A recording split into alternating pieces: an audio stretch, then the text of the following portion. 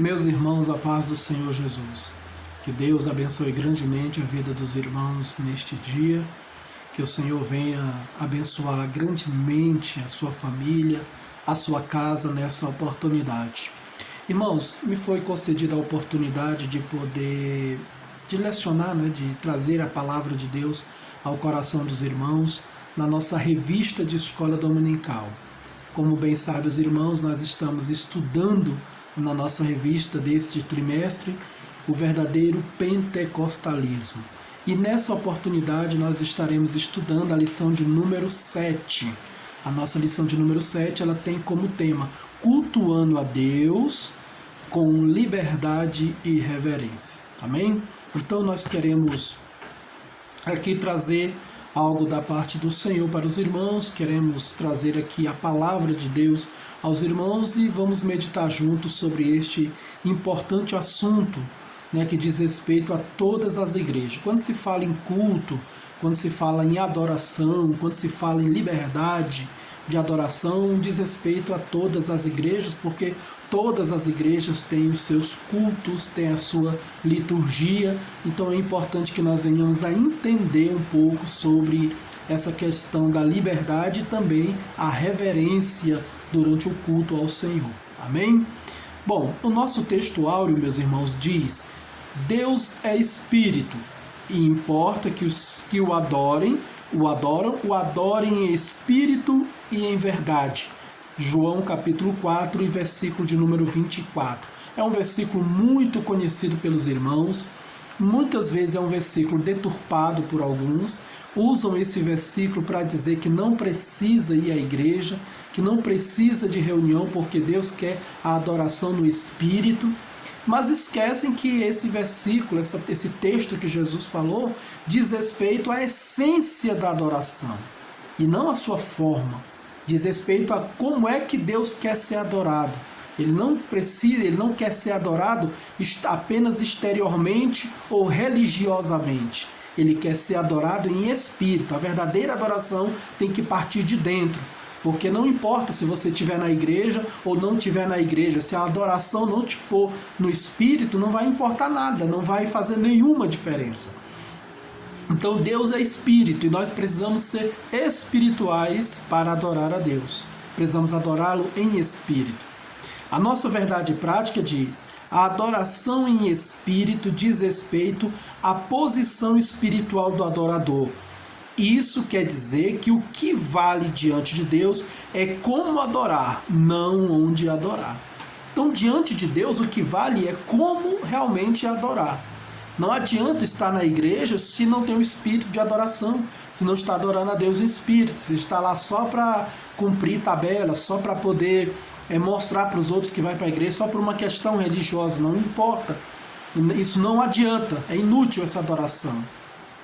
Se ficar em casa também e dizer que adora a Deus em casa, mas sem o coração comprometido com o Senhor, também não adianta nada. Se a pessoa diz: eu vou apenas ficar em casa porque Deus quer a minha adoração apenas em espírito, mas ele está querendo adorar a Deus, está inventando uma desculpa para adorar a Deus, para dizer que adora a Deus em espírito, mas está desprezando algo de muita importância no verdadeiro adorador, que é o que? A comunhão, o amor entre os irmãos. Como você pode ser um verdadeiro adorador? Como você pode adorar a Deus em espírito e em verdade? Como você pode ser um adorador do Senhor se você não tem comunhão com os irmãos, se você não se sente bem na comunhão com os irmãos? Então nós veremos aqui, irmãos, algumas distorções e alguns erros que às vezes as pessoas pensam, falam ou fazem e acham que com isso estão agradando a Deus. Bom, é importante nós salientarmos para os irmãos que tudo que diz respeito à vida cristã tem ordem. A vida cristã é uma vida de ordeira. Deus é um Deus de ordem, um Deus organizado. Os irmãos lembram na criação a organização de Deus, como é que tudo ali foi bem ordenado, foi bem disciplinado. Deus cria o céu, cria a terra, cria os mares, cria os animais, depois cria o homem. Deus fazendo tudo de uma forma bem organizada. Quem gosta de bagunça é o diabo, irmãos. Quem gosta de bagunça é o inimigo das nossas almas. Quem gosta de bagunça são as pessoas do mundo, ímpios. Agora, quem é crente em Jesus, as pessoas que servem a Deus, elas fazem tudo de forma organizada, tudo de forma ordeira. Tudo que a gente for fazer na nossa vida tem que ser feito de maneira ordeira, porque o nosso Deus é um Deus ordeiro, ele é um Deus organizado. Quando Deus tirou Israel do Egito e o povo estava no deserto e Deus incumbiu Moisés de fazer o tabernáculo, o que é que Deus falou para Moisés? Deus deu instruções bem organizadas para Moisés. Falou: olha, num lugar vai ficar a pia de bronze, no outro lugar vai ficar a arca, no outro lugar vai ficar o Santo dos Santos, tudo bem organizado. Até a organização das tribos que deveriam ficar ao redor do tabernáculo, Deus expôs para Moisés. Então tudo na vida cristã, tudo que diz respeito ao Senhor é bem organizado, irmãos, é bem feito, é bem ordeiro. A bagunça não diz respeito à vida cristã. Bagunça, culto não é bagunça, culto não é sinônimo de bagunça. Culto é sinônimo de organização, de coisa, é um ritual, é um momento ordeiro, é um momento onde nós nos reunimos de forma civilizada, de forma reverente, amém? E de uma forma a adorar a Deus da melhor forma possível, de uma forma que não cause escândalo para os que estão de fora e nem para os que estão dentro, amém? Bom, vamos então entrar no nosso assunto a respeito da liberdade e da reverência. Duas palavras, duas coisas que todo culto deve ter. Todo culto deve ter liberdade e deve ter reverência. A liberdade não pode ser confundida com bagunça. Não pode ser confundida com gritaria, com desordem. E a reverência, ela é devida a todo crente, seja na igreja, seja onde for. Precisamos ter reverência com Deus, com o Senhor. Então devemos ter reverência com o seu nome, com a sua palavra. Irmãos, até mesmo quando nós estamos, até mesmo na nossa casa, temos que ter reverência. Por exemplo, você não pega a Bíblia e deixa no chão. Você não pode pegar a sua Bíblia e deixar jogada, amassada em qualquer lugar. Tem que ter reverência com a palavra de Deus. Você tem que ter reverência com as coisas do Senhor. Então nós precisamos entender que cultuar a Deus é uma obra maravilhosa, é um momento maravilhoso, mas existem regras, porque tudo na Bíblia tem suas regras, irmão. Deus é um Deus de regras. Quem não gosta de regra é esse povo aí do mundo, esse pessoal, povo da esquerda, né, desses movimentos esquerdistas, que querem, tudo deles é bagunça, manifestação é bagunça, se eles vão protestar é bagunça, eles não têm regras. Existem frases aí no mundo, existe pensamentos no mundo onde diz assim: odeie regras, não, ninguém pode colocar regra em mim, não, eu não me submeto a regras. Mas o mundo é um mundo de regras e Deus é um Deus de regras. Existe uma regra para ir para o céu? Qual é a regra para ir para o céu, irmão? O que é preciso para ir para o céu? O que é que a Bíblia diz?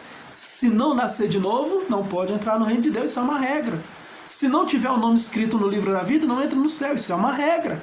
Então existem regras. A vida cristã é cheia de regras.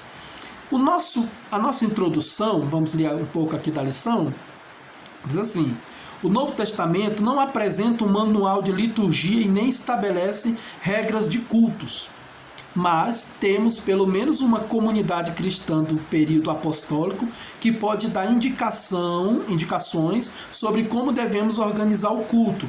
A igreja de Corinto, descrita no capítulo 14 de 1 Coríntios. Com base nesse exemplo, vamos estudar como deve ser nosso culto e os elementos para que ele seja aceitável a Deus. O Novo Testamento não tem assim um manual, não tem aquele livro que diz assim: olha, o culto é assim, assim, assim. Não, mas ele estabelece algumas regras, existem algumas orientações bíblicas para um bom culto, para que a adoração seja edificante, para que o culto seja uma bênção. Então essas regras, é bom que elas serem observadas.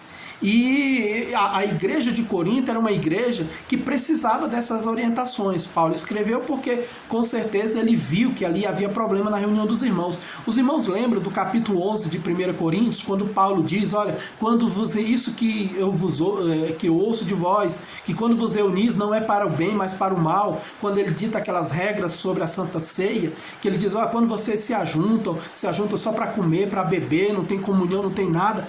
Havia muitas distorções, havia problemas nas reuniões dos crentes em Corinto.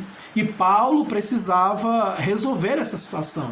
O apóstolo Paulo precisava trazer regras para eles, precisava dar orientação para eles para resolver aquelas situações inconvenientes que estavam acontecendo na igreja, no culto ao Senhor. Então, não existe um manual, mas existem regras que devem ser observadas. O culto pentecostal, liberdade e reverência. O cristianismo não tem o objetivo de padronizar o mundo e nem destruir as culturas. Sua mensagem, porém, é universal. No dia do triunfo de Cristo e da igreja, cada povo ou etnia se apresentará louvando a Deus na sua própria tradição. Isto se reflete na forma de adoração desenvolvida ao longo dos séculos. Então o cristianismo, irmão, ele não veio acabar com as pessoas, com as culturas, com o jeito das pessoas. O cristianismo veio, a palavra de Deus veio para transformar o interior do homem. E obviamente que às vezes o evangelho ele interfere na cultura dependendo da forma que a cultura é. Por exemplo, naquela cultura indígena onde eles enterram e matam crianças deficientes, quando o evangelho entra, aquilo ali acaba. É uma cultura do mal.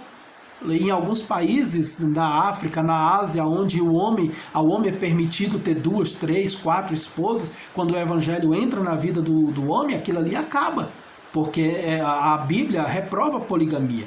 Então, algumas culturas, algum tipo de cultura do mal, o Evangelho realmente tira. No entanto, o Evangelho ele está presente em todas as culturas do mundo. E Deus é adorado na África, na Ásia, até existe a forma dos judeus adorados. Irmão, lembra que os judeus faziam muitas festas, tocavam suas trombetas, e havia muitas formas do povo adorar a Deus. A flexibilização cristã. A religião cristã, irmão, é flexível quanto à forma de adoração e permite várias liturgias. Ou seja, você no cristianismo, na fé cristã, não precisa ser tudo igual. Se os irmãos forem a alguma igreja, ou diferente da nossa por aí, tem igreja, irmão, que começa com a pregação. Ora, faz uma oração e já começa a palavra é no começo. Em alguns lugares existe o lava-pés, em algumas igrejas. Em algumas igrejas, a Santa Ceia é servida apenas uma vez por ano. E em algumas igrejas, na Santa Ceia, por exemplo, as pessoas que vão lá na frente pegar o pão e o cálice, não é servido a eles nos bancos. Então existem algumas, o evangelho, o cristianismo, ele não é uma religião engessada, não, existe cada igreja, o povo de Deus tem a sua forma de adorar o Senhor. Todos os ramos do cristianismo, incluindo os cristãos nominais apenas, tem sua forma distintiva do culto, desde o cerimonialismo ornamental das igrejas católica romana, ortodoxas e algumas protestantes, ao modelo simples dos evangélicos, principalmente os pentecostais. Não se deve associar o rigor da liturgia do culto judaico com os vários sistemas de cultos cristãos, nem engessar o ritual cristão em nossos templos, mas essa flexibilidade tem limites, e por isso deve haver respeito pela estrutura já existente. Então, o resumo disso aqui, objetivamente, é o seguinte: o cristianismo não engessa a nossa adoração, mas existem alguns limites que devem ser dados. Existem, como eu disse aos irmãos, existem regras que devem ser aplicadas na nossa adoração, no nosso culto. Obviamente a igreja, nós temos a liberdade, irmão. Na nossa igreja ali, o pastor Elcio tem a liberdade. Ele pode chegar e dizer: olha, irmãos, o negócio é o seguinte, nós agora não vamos cantar os hinos da harpa cristã no começo, vamos começar com a equipe de louvor cantando e louvando a Deus. E aí depois que a equipe de louvor cantar, já vamos ouvir a pregação. Depois, no final, nós cantamos 3 hinos da harpa, tiramos a oferta e terminamos o culto. O pastor tem essa liberdade, toda igreja tem a sua liberdade de cultuar a Deus, porém existe um padrão, e o padrão nós vamos ver através da lição, nós vamos ver através da palavra de Deus, que o padrão segue sempre a ordem, a reverência e a espiritualidade. Quando falamos de liberdade, falamos de espiritualidade também. Um culto que não é espiritual, irmão, é um culto inútil, não precisa ter culto. Como os irmãos lembram do texto áureo, os que o adoram em espírito e em verdade. Deus procura os verdadeiros adoradores, adoram a Deus em espírito, ou seja, é na sua essência, no seu interior, nasce no seu interior. Um glória a Deus, um aleluia forçado não é agradável a Deus. Como nada que seja obrigatório é agradável a Deus. Lembra quando a palavra de Deus diz: Deus ama quem dá com alegria, não forçado. O culto. O termo culto, irmão, é sinônimo de adoração. O nosso enfoque é no sentido de adoração. Essa palavra é uma tradução do grego latreia, serviço, adoração, ou seja, é servir. Cultuar a Deus, irmãos, é servir. É adoração a Deus, é servir ao Senhor. Então, quando nós estamos cultuando a Deus, nós estamos prestando um serviço ao Senhor. E a Bíblia diz: maldito o homem que faz a obra do Senhor relaxadamente, que trabalha relaxadamente. Então, os irmãos, é importante nós estudarmos um assunto como esse, porque, por exemplo, no nosso trabalho cotidiano, irmão, se você fizer um trabalho mal feito, você é demitido. Se você trabalha de má vontade no seu trabalho, na sua empresa, você não prospera. Você não atinge degraus maiores, você não consegue vencer no seu trabalho, na sua empresa, se você trabalha de forma mal feita. Ninguém quer um trabalhador que trabalha de forma errada. Ninguém gosta de serviço mal feito, a verdade é essa. Você contrata um pedreiro para sua casa e ele faz um trabalho todo mal feito. Quem é que gosta de serviço mal feito? Então o culto é um serviço e deve ser prestado, deve ser feito da melhor forma possível, porque somos servos e estamos ali servindo a Deus com a nossa adoração. Essa palavra, irmão, serviço, culto, ela aparece com esse sentido 3 vezes no Novo Testamento. Romanos 9:4, Romanos 12:1, Hebreus 9:1. O que queremos dizer com a expressão culto pentecostal é a nossa liturgia, isto é, a forma como adoramos a Deus. Os irmãos lembram aqui dessa referência de Romanos capítulo 12, versículo 1? Olha só, os irmãos lembram, né? Mas não custa nada nós fazermos uma leitura para ampliar um pouco o nosso pensamento. Diz assim: rogo-vos, pois, irmãos, pela compaixão de Deus, que apresenteis os vossos corpos em sacrifício vivo, santo e agradável a Deus, que é o vosso culto racional. Então, irmãos, o nosso culto racional é um serviço que nós apresentamos a Deus. Olha que o apóstolo Paulo usa a palavra, o nosso culto racional, ou seja, usa a nossa mente. Nós não abrimos mão da nossa mente, não abrimos mão da nossa inteligência, não abrimos mão da nossa capacidade mental para poder cultuar a Deus, irmãos. É bom nós sempre termos isso em mente. O culto, ele é algo racional. No próximo ponto diz a reverência no culto, é o subponto 3 do ponto 1. A adoração a Deus é o momento mais sublime na vida humana. Significa essencialmente o reconhecimento, a celebração e a exaltação da majestade divina. Por isso deve ser oferecida com reverência. Faça-se tudo decentemente com ordem. 1 Coríntios 14:40. O apóstolo está se referindo ao culto de adoração. O culto é o diálogo de Deus com seu povo, é um momento de reverência. Havia acima do púlpito do templo, sede da Igreja Assembleia de Deus de Jundiaí, o versículo: guarda o teu pé quando entras na casa de Deus. Irmãos, já viram esses versículos? Tem muitos púlpitos, né? Alguém duvidaria que se o rei Salomão tivesse vivido, se o rei Salomão vivesse em nossos dias, a mensagem seria: desliga o teu celular quando entrares na casa de Deus? A adoração é um momento de conexão com o céu e não com a internet. Então, reverência. O que significa reverência? Respeito, temor. E se tratando de Deus, é o temor a Deus, é o respeito pelas coisas de Deus e respeito a Deus. Quando nós estamos no culto, irmão, nós estamos ali apenas para adorar a Deus.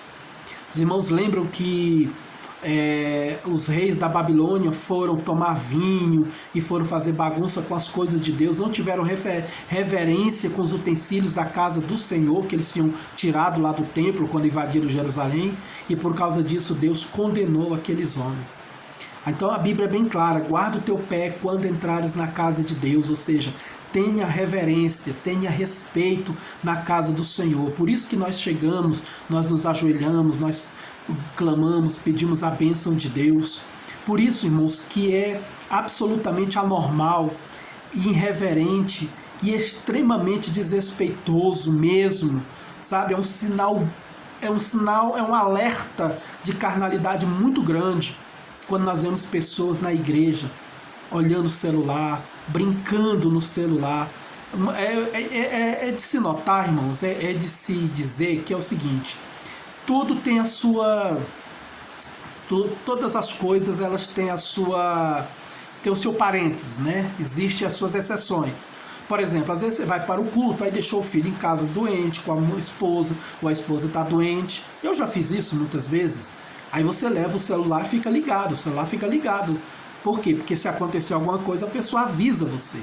Agora, o que nós estamos falando é de pessoas que vão para o culto e ficam jogando joguinhos, ficam olhando mensagem, entrando em sites, entrando em aplicativos e não prestam a menor atenção no culto. A gente vê muito, é incrível, mas parece que isso não é verdade, mas existe, irmão. Eu já presenciei muito isso. Inclusive, tive o desprazer de ver na nossa igreja um pregador, muito amigo meu, que veio, né, o pastor Elcio convidou uma vez, ele veio, trouxe as filhas e está lá ele pregando e as filhas conversando, outra olhando no celular. Então isso é extremamente terrível para o culto.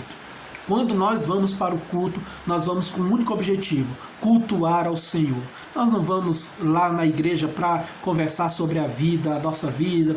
Isso a gente pode fazer depois do culto. A gente não vai para a igreja para brincar em celular, para ficar entrando em aplicativos, entrando em sites, em páginas, não. A gente vai para o culto simplesmente para prestar um serviço de adoração ao Senhor.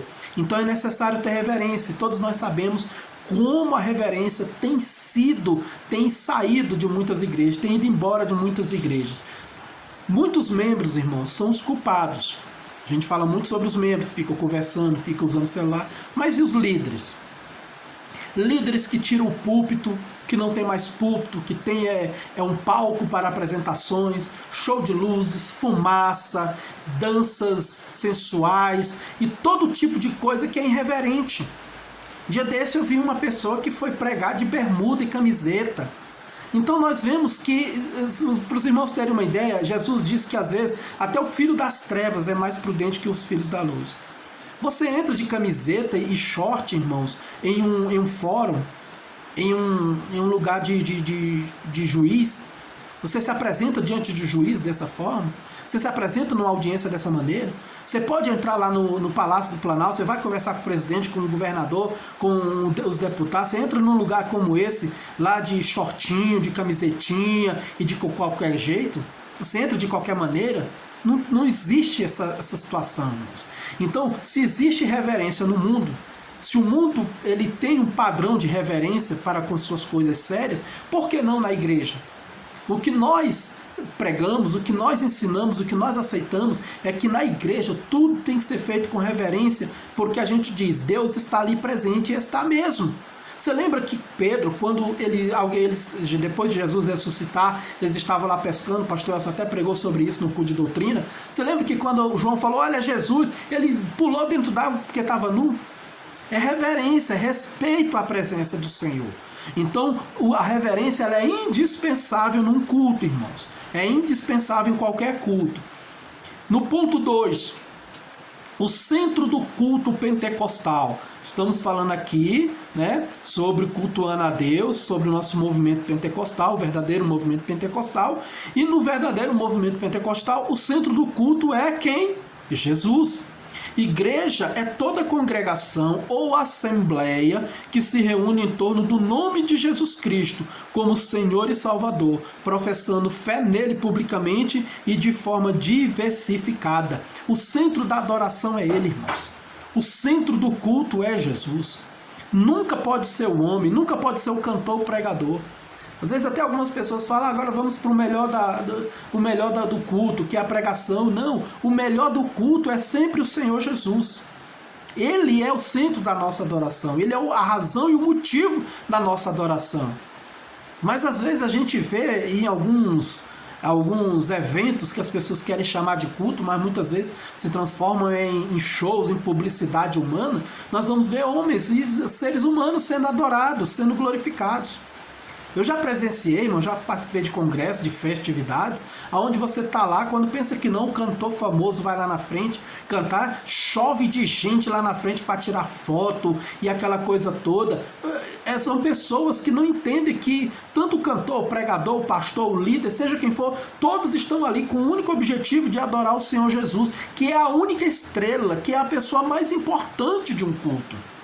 Então o culto, o centro da nossa adoração é o Senhor Jesus Cristo. Aqui diz no ponto que a nossa declaração de fé diz o seguinte: reunimos-nos como corpo de Cristo para adoração pública ao nosso Deus Trino.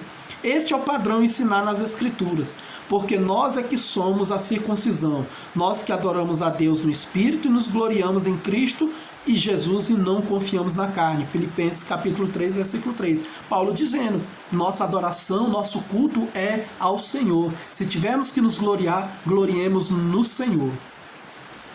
Um culto, ponto 2, um culto vibrante no poder do Espírito. O assunto de 1 Coríntios 14, irmãos, é a adoração. A expressão paulina, quando vos ajuntais, no versículo 26, se refere aos cultos, ou seja, havia culto, a igreja se reunia. Não caia, irmão, nesse ensino maligno, nesse ensino maldito, de que igreja não precisa ir para a igreja. Tem sido pregado, tem sido falado, tem sido ensinado muito isso em redes sociais e por aí afora. Existem movimentos hoje que dizem Jesus sim, igreja não. Mas veja que a igreja primitiva se reunia para adorar a Deus. Jesus Cristo disse, onde estiverem 2 ou 3 reunidos no meu nome. Culto a Deus é uma necessidade cristã. É absolutamente anormal e também um sinal de carnalidade o crente que não quer cultuar a Deus, que não quer ir para a igreja, que não quer ter comunhão com seus irmãos. Algum problema, alguma coisa errada está acontecendo. Então o apóstolo Paulo diz, quando vos reunis, porque era uma tradição, era normal para os irmãos fazerem aquilo ali.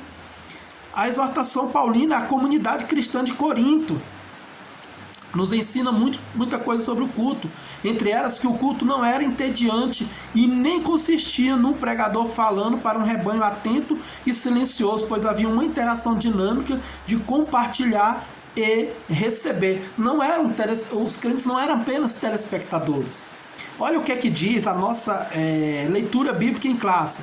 Quando vos ajunteis, quando vos reunis, quando vos ajunteis, Paulo diz, um tem salmo, o outro tem doutrina, o outro tem revelação, o outro tem língua estranha, tem interpretação.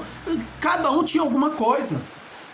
Quando nós nos reunimos no culto, irmãos, tem os irmãos que tocam, eles têm o dom para tocar, tem as irmãs que cantam, tem os irmãos que ministram, tem os irmãos que dão sua saudação, aí o irmão vai contar uma bênção. Cada um tem alguma coisa a oferecer ao Senhor.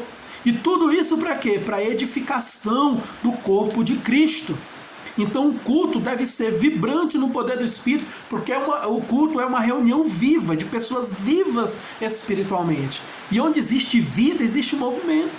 Então, um tem um salmo, outro tem um hino, diz, olha, irmão, eu tenho uma revelação, olha, irmão, eu tenho uma interpretação, irmão, eu tenho um sonho para contar, eu tenho uma bênção para contar, eu tenho uma palavra de Deus para a igreja.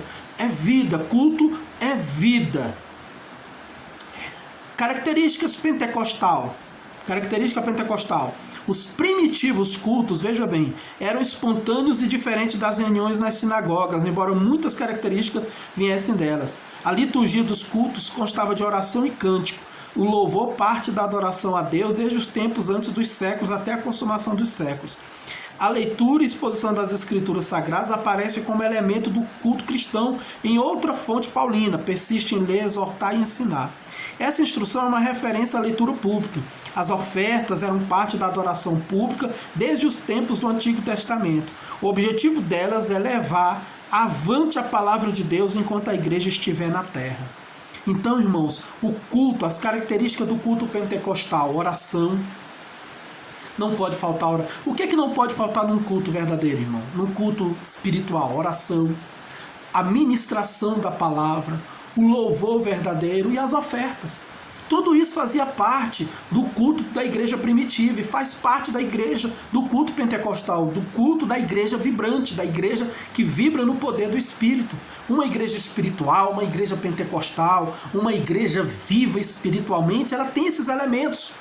Agora deixa eu dizer para os irmãos, muitas vezes você participa, vai em alguma igreja, às vezes vai visitar alguma igreja, quando chega lá não tem exposição da palavra, não tem louvor, ou às vezes tem louvor demais. Tudo demais pode prejudicar também.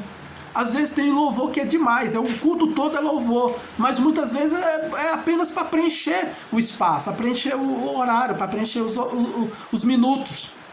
Não tem oração, em nenhum momento é feita oração, em nenhum momento é tirada oferta para ajudar os missionários e ajudar a obra de Deus. Então, esses aqui, irmão, essas aqui são as características de um culto pentecostal, porque elas seguem um padrão bíblico, não é uma coisa inventada por nós da Assembleia de Deus, seguem um padrão bíblico. Então, culto verdadeiro, espiritual, culto pentecostal, tem oração, tem pregação, tem louvor verdadeiro, tem testemunhos, tem ao ofertário, porque tudo isso faz parte do reino de Deus. O último ponto, irmão, da nossa revista é como se expressa a liturgia de nossas igrejas. Como é que se expressa? As reuniões de adoração em nossas igrejas são diversificadas, irmãos. Todas são diversificadas. Culto da família, escola dominical, culto de oração. Nossas reuniões de adoração, a nossa liturgia é simples e permite que quaisquer irmãos e irmãs adorem a Deus com liberdade. Isso é uma maravilha, irmão. Antigamente, em religiões como o judaísmo, por exemplo, somente os líderes, os fariseus, os sacerdotes tinham o poder da palavra. Com Jesus, na igreja do Senhor Jesus, todos os salvos em Cristo Jesus têm a oportunidade de testemunhar e testificar do Senhor. Então nós temos liberdade. Irmão, quem quer contar uma bênção, irmão, pode ir lá e contar. Ou o próprio irmão pode chegar para o pastor e dizer: pastor, hoje eu preciso contar uma bênção. Nem que não seja uma bênção. Fala: irmão, pastor, hoje eu queria ler um versículo lá na frente. Nós vemos crianças, irmão, nos nossos cultos, ir lá na frente cantando ou falando alguma coisa de Jesus. Isso é liberdade. Quando nós falamos de liberdade, é isso. Aonde está o Espírito do Senhor, aí há liberdade. Então, nossas reuniões de adoração, irmãos, elas têm a liberdade do Senhor, a liberdade do Espírito de Deus. Foi dessa maneira, ainda no ponto aqui, foi dessa maneira, com liberdade, que crescemos e nos tornamos a maior denominação evangélica do país. O Deus que nos trouxe até aqui, Ele mesmo nos conduzirá pelo seu Espírito até a volta de Jesus. Nós da Assembleia de Deus, irmão, temos um padrão. Nosso culto tem um padrão. E é uma bênção o nosso padrão. Sabe por quê? Porque nós não ficamos enfadados de louvor. Nós também não ficamos enfadados da palavra. E nós também não ficamos enfadados por causa do tempo. Os irmãos já viram como o nosso culto é bem organizado, bem dividido? Temos os hinos da harpa, aí temos os testemunhos dos irmãos, as oportunidades, não é verdade? Aí vem a equipe de louvor que canta, adora a Deus, eleva a nossa alma até diante do Senhor com seus louvores, e depois nós temos a ministração da palavra. Agora os irmãos, como eu já disse antes, os irmãos já viram, já foram visitar cultos, principalmente festividades, né, irmão? Que diz que é culto, mas festividade às vezes anda longe de ser um culto. Onde você vê 30 louvores. Uma vez nós tivemos até um desprazer, né, foi até uma falha grave, né, de um obreiro muito amigo nosso, que veio ministrar na nossa igreja, e ele era para ministrar, para pregar a palavra de Deus, ele cantou mais de 20 louvores. Eu creio que muitos irmãos lembram disso. Ele cantou mais de 20 louvores. Inadequado, irmão, ruim.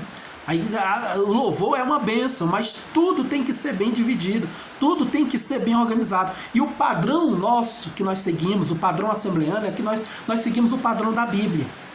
Os irmãos lembram que lá na Santa Ceia Jesus cantou um hino com seus apóstolos? Ele ministrou, primeiro ele ministrou a ceia, primeiro ele ministrou a palavra, capítulo 15, 16, 17, de capítulo 14, 15, 16, tudo ali é uma ministração na ceia, no momento da ceia que Jesus está. Aí o capítulo 17 de João, é o capítulo 14, 15, 16 de João, viu, irmão? Aí vem o capítulo 17 de João, que é uma oração, é o Senhor orando pela sua igreja. Então ele ministra, ele ora, e a Bíblia diz que no final ele cantou um hino de louvor com seus discípulos. Então nós seguimos um padrão bíblico, e é o padrão que nós temos até hoje. A Assembleia de Deus nasceu nesse padrão e até hoje mantém isso. Então é muito fácil reconhecer uma igreja assembleiana, uma igreja pentecostal, os louvores, tem o louvor das harpas, tem as oportunidades, os louvores, os cânticos com a equipe de louvor e a ministração da palavra. Tudo feito com decência e ordem, bem dividido nos seus horários. O culto pentecostal. Nossas reuniões coletivas de adoração apresentam as mesmas características dos cultos em Corinto. As manifestações nos cultos que o apóstolo menciona em 1 Coríntios 14 são reais entre nós. Quando vos ajuntais, cada um de vós tem salmo, tem doutrina, tem revelação, tem língua, tem interpretação. Nossos irmãos e irmãs entendem essa linguagem com facilidade, pois vivemos essas mesmas experiências. São expressões espontâneas no Espírito Santo. Espontâneas porque vem do Espírito. Não é forçada, é algo que vem do Espírito de Deus. Então, irmãos, nós seguimos um padrão. Quando eu disse aos irmãos que seguimos um padrão bíblico, é o padrão de Coríntios também. É o padrão estabelecido por Paulo. Hinos, salmos, poesias. Minha avó gostava muito de, às vezes, recitar poesias no culto. Tem irmãos que recitam poesias no culto. Então, testemunhos e a pregação da palavra de Deus. Agora, tudo isso, irmãos, tem que ser feito de uma forma regrada. Tem que ser feito de uma forma com reverência e tem uma ordem para isso. Os irmãos observaram no textuário ou na leitura bíblica em classe, Paulo dando de forma até detalhada, ele diz assim: até se alguém for falar em língua estranha, faça-se isso por 2 ou quando no máximo 3, e por sua vez haja intérprete. É bom que haja intérprete quando uma pessoa fala línguas estranhas muito alto na igreja. Quando a pessoa fala, quando falamos em línguas estranhas na igreja, não sabe que falar em línguas é um dom do Espírito Santo e é um dom do batismo no Espírito Santo, nós estamos falando com Deus. E muitas vezes a pessoa fala em línguas estranhas e ali, às vezes a própria pessoa interpreta, não ele, mas o Espírito dá o dom para a pessoa interpretar e aí se torna uma profecia. Ou às vezes alguém fala em línguas estranhas e o outro vai lá e interpreta. Então, nós vemos que esse tipo de manifestação sempre houve no meio da igreja do Senhor. E não pode deixar de haver. O que precisa, muitas vezes, é apenas regras. O que precisa, muitas vezes, é apenas limites. Paulo diz nessa carta de Paulo aos Coríntios, capítulo 14, que nós devemos fazer tudo para que haja edificação da igreja e salvação das almas. Agora, se o indouto, o ímpio, entrar num culto e só ver línguas estranhas, ele vai se escandalizar, porque ele não entende nada, as línguas não são sinal para ele. Então é necessário que tudo seja bem dividido. A igreja, irmãos, ela precisa andar no equilíbrio. O importante na igreja é o equilíbrio. Tudo que nós formos fazer, precisamos de equilíbrio. O culto deve ter liberdade no espírito, mas tem hora para acabar. O culto deve ter línguas estranhas, mas não deve ter apenas línguas estranhas. O culto tem que ter profecia, mas não pode ser apenas profecia. O culto tem que ter a pregação da palavra de Deus, mas não pode ser um culto, irmão, uma pregação, ela não pode passar de 50, 45, 50 minutos no máximo. Já pensou uma pregação de 2 horas? Aí não é pregação, é estudo bíblico. Então até para pregação existem limites. E a Bíblia diz, o apóstolo Paulo ainda diz aqui nas suas recomendações que, olha só, o versículo 29 do capítulo 14 ele diz: e falem 2 ou 3 profetas quando tiver profecia, e os outros julguem. Até julgamento tinha que ter, irmãos. Precisava de julgar, tudo era julgado, línguas estranhas, profecia, pregação, tudo tem que ser observado, ponderado e julgado. Então, o que nós observamos aqui nessa carta de Paulo, nesse ensino de Paulo, é que para adorar a Deus precisamos e devemos fazer com liberdade e com reverência. Mas também precisamos de regras, precisamos de limites. Porque quando isso não acontece, irmão, aí o culto não é saudável. Aí acontece aquelas bagunças que muitas vezes os irmãos veem acontecer por aí. Né? Às vezes acontece até escândalos, porque as pessoas fazem coisas absurdas e se tornam, sabe o que? Chacota para o mundo.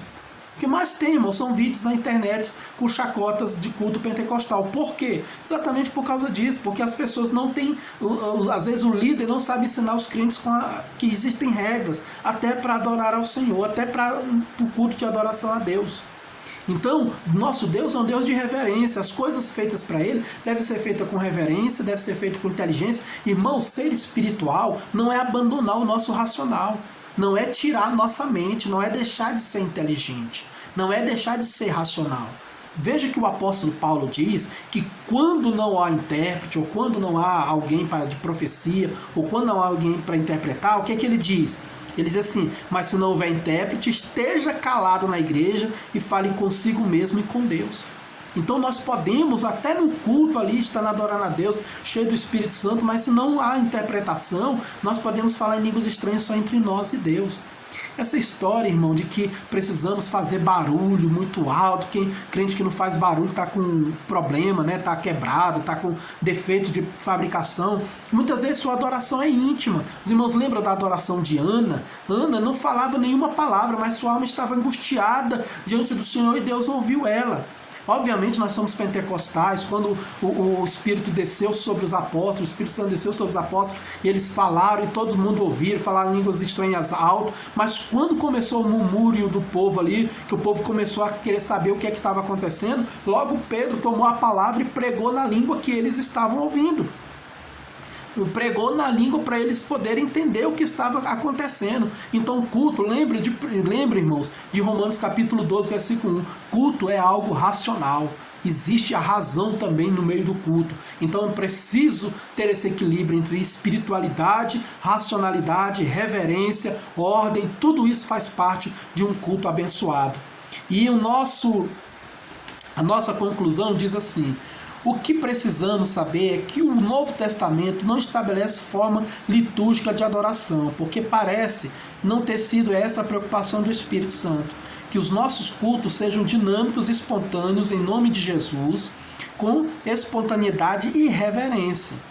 Nós não somos espectadores dos cultos como um teatro ou cinema, antes participamos deles com cânticos congregacionais, corais, conjuntos e grupos de louvores, dando glória a Deus e aleluia. Não somos robôs.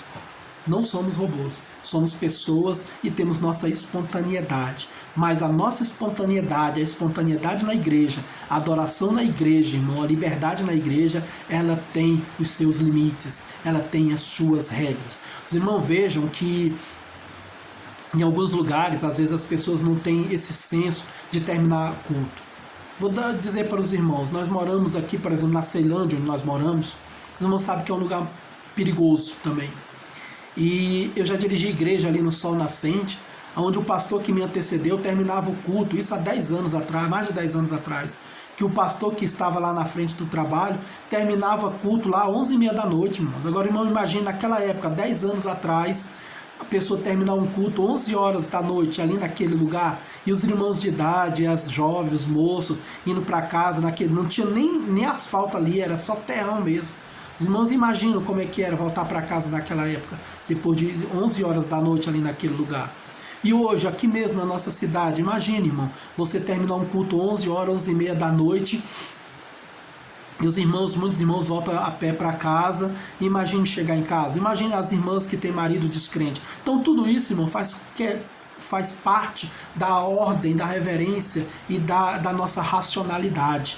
Por isso que nós louvamos a Deus quando existem líderes que sabem equilibrar a espiritualidade e a racionalidade. Nós nunca colocamos gesso, nós nunca queremos engessar o culto ou querer colocar limite no Espírito Santo. O Espírito Santo pode tomar a igreja e nós ficarmos ali até 11 horas, meia-noite? Pode, isso é uma maravilha, como o Senhor fez com aqueles discípulos de Moisés lá que começaram a adorar a Deus lá e não pararam mais. Deus pode fazer isso? Pode, não tem problema nenhum, isso pode acontecer, mas isso não é todos os dias, não é sempre, então é uma ocasionalidade.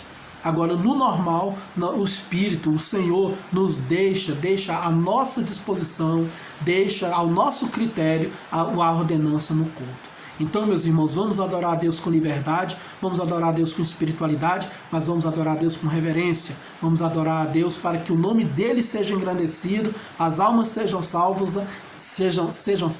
e não haja nenhum escândalo para o reino de Deus. Amém? Vamos orar ao Senhor. Deus abençoe os irmãos e eu agradeço a oportunidade e vamos orar ao Senhor nesse momento, agradecer por essa palavra. Senhor nosso Deus e nosso Pai que está no céu, te agradecemos por este momento, pela ministração da Tua palavra, te agradecemos pelo Teu Espírito Santo falar conosco. Nos ajuda, Senhor, a termos um culto racional, um culto espiritual, um culto livre, um culto com reverência. Nos dá graça para podermos Te adorar da melhor forma possível, para que a nossa adoração possa resultar em louvor e glorificação do Teu nome e edificação da Tua igreja e salvação de almas. Abençoa os nossos cultos, derrama do Teu poder, do Teu Espírito, da Tua graça, da Tua força, Senhor. Faz o Teu querer no nosso meio. É o que nós precisamos todos os dias em nossas reuniões. Assim nós Te agradecemos em nome de Jesus. Amém. Deus abençoe os irmãos em nome do Senhor Jesus Cristo.